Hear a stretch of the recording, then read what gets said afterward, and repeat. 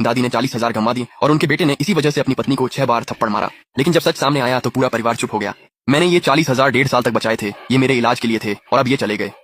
ये तुम ही हो सकती हो, इस घर में गिने चुने लोग हैं और कौन हो सकता है, पैसे वापस करो। पड़ोसी जल्दी इकट्ठा हो गए, आपस में फुसफुसाते हुए। हर बात में शक झलक रहा था। यहाँ के बहुत से पुराने ख्यालों वाले लोग अब भी मानते हैं कि बहू तो बस घर की बाहरी होती है, इसलिए जब भी पैसे गायब होते हैं सबसे पहले उसी पर शक किया जाता है। लीजन ने अपनी माँ को स्टूल पर बैठे देखा, जो बार बार आहें भर रही थी। वो पैसे मेरे पैर के इलाज के लिए थे, वही मेरी आखिरी उम्मीद थी। लीजन के अंदर कुछ टूट गया। वह सिर्फ अपनी माँ की बातों पर ही भरोसा करता था। ऊपर से पड़ोसियों की सारी बातें सुनकर वह पूरी तरह आपा खो बैठा। उसने अपनी 3 साल की पत्नी को सफाई देने का एक भी मौका नहीं दिया। लीजन ने अपना हाथ उठाया और उसके चेहरे पर जोरदार थप्पड़ मारा, लगातार 6 बार, हर बार पहले से भी ज्यादा जोर से। लिन शियू के दोनों गाल तुरंत सूज गए। उसके ऊपर चक्कर सी आने लगी।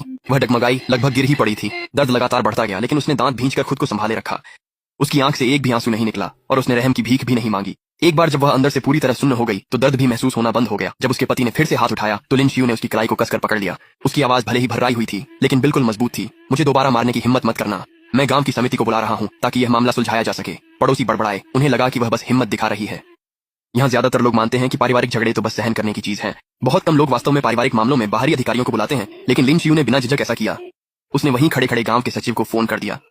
जैसे ही कॉल जुड़ी, सास का आत्मविश्वासी दिखावा तुरंत बिखर गया। लिजुन, जो कुछ पल पहले तक बहुत आक्रामक थी, अचानक घबरा गई और जड़ हो गई। गांव के सचिव एक स्थानीय अधिकारी के साथ जल्दी ही वहां पहुंच गए। उन्होंने लिन शियू के चेहरे पर साफ लाल निशानों का सावधानी पूर्वक दस्तावेज तैयार किया। फिर उन्होंने सबसे पूछा कि पैसे कहाँ रखे थे और आखिरी बार कब देखे गए थे। सास ने जोर देकर कहा कि 40,000 हमेशा कपूर की लकड़ी के संदूक में बंद रहते थे।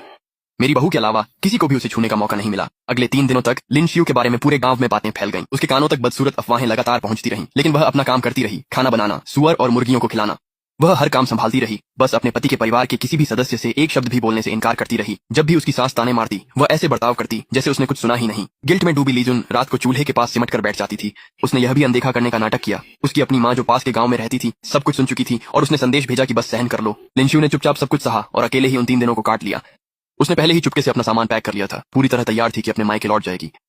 तीसरे दिन की शाम को गांव के सचिव ने जांच पूरी की और साफ साफ बताया कि असल में क्या हुआ था। नतीजा सुनकर सब हैरान रह गए। वो 40,000 असल में कभी गायब ही नहीं हुए थे और न ही किसी ने उन्हें चुराया था।